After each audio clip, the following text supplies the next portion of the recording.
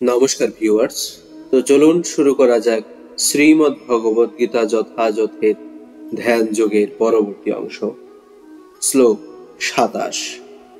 প্রশান্ত মনসম হিয়েনম যোগিনং সুখমুত্তমম উপৈতি শান্তরজসং ব্রহ্মভূতম কলমশম।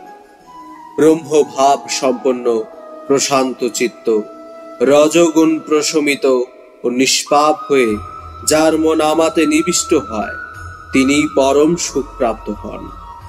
তাৎপর্য: জড় কলুষ থেকে মুক্ত হয়ে ভগবানের অপ্রাকৃত সেবায় সর্বতোভাবে নিয়োজিত হওয়াকে বলা হয় ব্রহ্মভূত। মদ্ভক্তিং লভতে পরাপ, অর্থাৎ ভগবানের চরণারবিন্দে মন স্থিত না হওয়া পর্যন্ত ব্রহ্মভূত স্তরে অধিষ্ঠিত হওয়া যায় না। স বৈ মন কৃষ্ণ পদারবিন্দয়ে। ভগবত ভক্তি বা কৃষ্ণ ভাবনামৃতে নিত্য তন্ময় থাকলে রজগুণ ও সব রকমের জড় কলুষ থেকে সম্পূর্ণভাবে মুক্ত হওয়া যায়।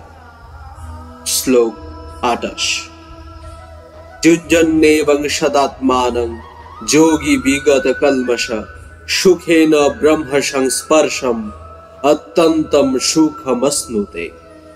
এভাবেই আত্মসংযমী যোগী নিরন্তর যোগ সাধনায় স্থিত থেকে জড় জগতের সমস্ত কলুষ থেকে মুক্ত হন এবং ভগবানের প্রেমময়ী সেবার মাধ্যমে ব্রহ্ম সংস্পর্শরূপ পরম সুখ আস্বাদন করেন।